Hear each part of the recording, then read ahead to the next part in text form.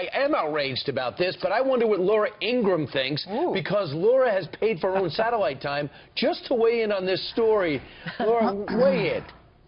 Well, at a time where we have little girls being turned into sex slaves by ISIS, where they're being taken out of the arms of their mothers in Iraq and Syria and in Africa, the fact that anyone is wasting any time on this is so disturbing. It's hard to have words for it. But this is all the left has. They have to churn this phony emotion about how much they care about girls, and it's the gender stereotyping that's really holding them back.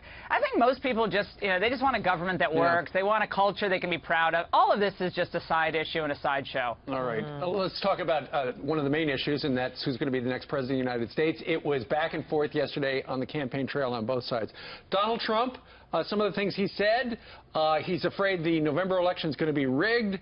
The New York Times, CNN, Clinton News Network, a bias toward crooked Hillary, he said. He said that if he were president, Khizr Khan's son, Captain Khan, would be alive because there would not have been a war. And he said of Bernie Sanders, he made a deal with the devil. She's the devil. She made a deal with the devil regarding Bernie Sanders and Hillary Clinton. So what do you think about all that? Well, I think the devil comment is, was prompted by someone in the audience, but they were basically echoing what Sanders himself had said earlier on the campaign trail about Hillary. The devil is in the details here about what Hillary wants to do for the country. I said this last night on Special Report. I want to say this very clearly. The nation is right now in decline. We have a foreign policy in total chaos. We have 70% of the public thinking we're going in the wrong direction. Many people list the government as one of the biggest problems facing the country. And yet, we in the media, and I put myself in this category, we get caught up in, well, he said this, and then an audience member said this, and then Hillary's wearing this pantsuit, and then, a person in the audience said this outrageous thing, and they immediately put it down. I think the American people, this is all white noise. I think whether you want change in government or not, if you don't want what's happening in this city to change, you should vote for Hillary Clinton. If you think we've done the right thing in foreign policy, if our trade deals are the right thing, if our borders are handled correctly, if your wages are going up and you're really happy about it, then you should vote for Hillary. If that's not happening, if you think we're getting more divided along racial lines, gender lines, religious lines, then you should vote for Trump. With all of his gaffes that he's made, self-inflicted errors and wounds, I'll grant people some of that. But the fact of the matter is, Hillary Clinton is one of the most corrupt people to ever enter office. All right. It's been proven time and again. That's the truth. And, for anyone who cares about the truth, that is the truth. Fair to say that we're really getting a glimpse of the general election here in the first week. The NSA whistleblower that we want to talk about saying Russia didn't hack the DNC. It was the NSA. And the whistleblower, Laura, saying that the agency has all of Clinton's, 30,000 deleted emails. Yeah, well, we know what this administration usually does to whistleblowers. So I hope he has plenty of cover out there.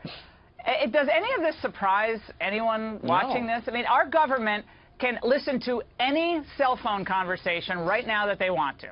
I mean, they can turn on the camera on your iPhone and watch it. Yeah, so can the 13-year-old down your block. So right, every time we get in the car, we're being monitored at every street corner, at every intersection. Yeah. They can monitor everything, and we're supposed to believe that the government has no ability to get these deleted emails, or Hillary's deleted emails, or have an ability to find out what was going on at the DNC if they needed it for some reason.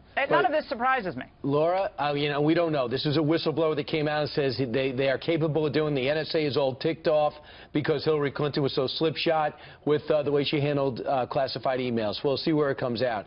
Julian Assange does say the worst is yet to come. He's got another batch about to be released. Juicy. Last time it did tremendous damage.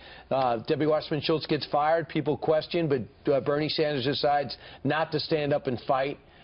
Julian Assange is a criminal. I think he should be in jail. Having said that, this comes forward. What's going to happen? Well, it depends on if the vaunted elites in the American media treat whatever's in those emails, if anything's in them, as important as they treat, you know, the latest back and forth between Trump and a pundit on the campaign trail. It depends. I mean, it has to be covered honestly. The fact that Hillary went on television on Sunday and lied about what she did as Secretary of State in the face of tape that was played to her. Right. I mean, Trump is right. That is pathological. Trump definitely stepped in it on describing the Putin relationship and entangling with the cons. That was needless and pointless. I don't know why he did that. But Hillary Clinton was Secretary of State. She laid bare all of our secrets. Yet the press, like the Pavlovian dogs that they are, rushed to the Russia, oh, it must have been Russia, to try to discount whatever Laura, comes out in these emails. And we've got empirical proof. You look at the media bias, and you look at the Republican versus the Democratic conventions. The networks gave the Republican convention 12 times more negative coverage than the Democratic convention. A coincidence? And then you look at the Khan story versus the Pat Smith story. They wound up giving Pat Smith and her story about her son Sean Smith 70 seconds over the last 2 weeks on the Big Three networks. And then the Big Three networks gave the Khan story 55 minutes as of last night. So there's a little, it appears to be media bias, is it? At this point, don't you expect Hillary to invite Mr. Khan to actually stand in for her at the Democratic National, debate, the first debate for the presidential debate? I mean, the whole thing is ridiculous. But thank God for the Media Research Center, number one. Yep. But number two, this has been going on for decades. Donald Trump's going to have to ignore the media and go right to the people. This is going to keep happening.